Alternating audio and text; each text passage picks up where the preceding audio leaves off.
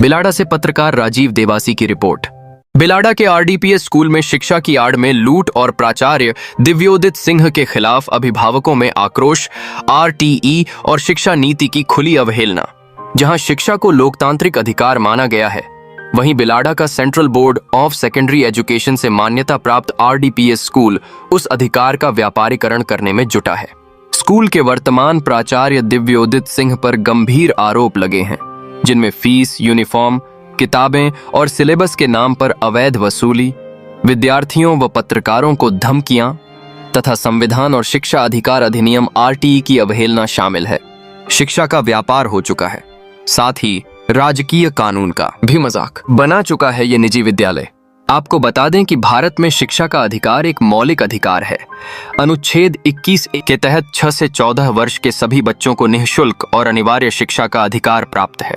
इसी को आधार बनाकर वर्ष 2009 में भारत सरकार ने शिक्षा का अधिकार अधिनियम right to education act RTE पारित किया, जो वर्ष 2010 से लागू हुआ।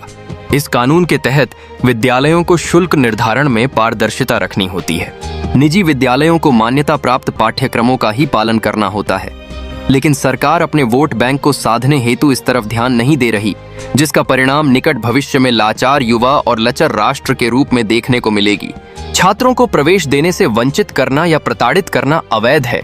प्रत्येक विद्यालय को 25% सीटें वंचित वर्ग के छात्रों के लिए आरक्षित रखनी होती हैं। लेकिन आरडीपीएस विद्यालय ने तो सत्य बोलने वाले अभिभावकों जो आरटीई के तहत बच्चों को विद्यालय भेज रहे हैं, उन्होंने पुस्तकों और यूनिफॉर्म के मूल्यों में बढ़ोतरी का क्या पूछ लिया। उनके बच्चों को भी स्कूल में प्रवेश से मना कर दिया, जो लोकतंत्र राष्ट्र में तानाशाही का एक जीवंत उदाहरण बन चुका है।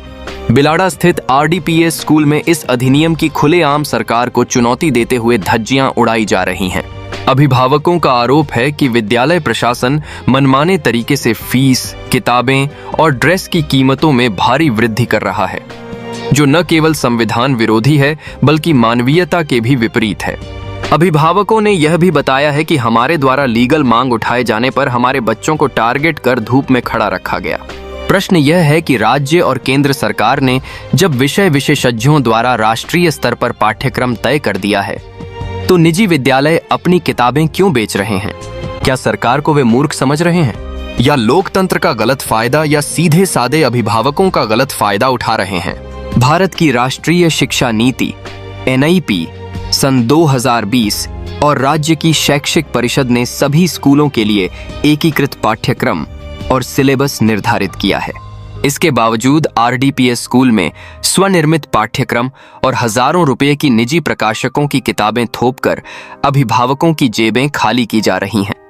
अब भी यदि सरकार इस पर एक्शन नहीं लेती है, तो सरकार को भी कटघरे में खड़े रखकर जनता द्वारा सवाल किए जाने चाहिए। सवाल यह है कि सरकार द्वारा निर्धारित पाठ्यक्रम और एनसीईआरटी तथा एससीईआरटी की पुस्तकें ही जब अनिवार्य हैं, तो फिर निजी विद्यालय किस अधिकार से अपने पाठ्यक्रम और किताबें लागू कर रहे हैं? क्या यह शिक्षा के नाम पर चल रही संगठित खुली लूट नहीं है? जनप्रतिनिधियों की चुप्पी और अधिकारी मौन है। इस मुद्दे पर सीबीएसई के क्षेत्रीय अधिकारी, शिक्षा विभाग के प्रतिनिधि, जिला प्रशासन और जनप्रतिनिधि तक अब तक चुप्पी साधे हुए हैं। हालांकि स्थानीय स्तर पर एसीबीओ द्वितीय भगवती प्रसाद और सीबीओ बिलाड़ा कानाराम हिमार ने न्यायोचित तरीके से स्कूल से बातचीत करने का प्रयास किया, लेकिन विद्यालय उनकी भी एक भी नहीं सुन रहा है। अभिभावकों द्वारा बार बार शिकायतें देने के बावजूद विद्यालय द्वारा जिला स्तर पर न कोई जांच बैठाई गई, न ही कोई कार्यवाही की गई और न ही जिलाधीश, जिला शिक्षा अधिकारी जोधपुर और निदेशालय बीकानेर स्तर पर से कोई कार्यवाही अभी तक हुई है। स्थानीय सामाजिक संगठनों और पत्रकारों द्वारा जब इस प्रकरण को उठाया गया, तो उन्हें भी धमकियों का सामना करना पड़ा। यही नहीं, कई विद्यार्थियों को स्कूल से निकाले जाने की धमकी दी गई, जिससे यह स्पष्ट होता है कि स्कूल प्रबंधन असहमति को दबाने के लिए डर और उत्पीड़न का सहारा ले रहा है। प्रधानाचार्य दिव्योदित सिंह का स्कूल इंस्टाग्राम पर एक बयान आया है, जिसमें वो मगरमच्छ के आंसू जैसा रोना रोते हुए दिख रहे हैं। प्राचार्य दिव्योदित सिंह ने हाल ही में एक आधिकारिक बयान जारी किया, जिसमें उन्होंने गलतफहमियों की बात कही और स्कूल की छवि को बचाने का प्रयास किया।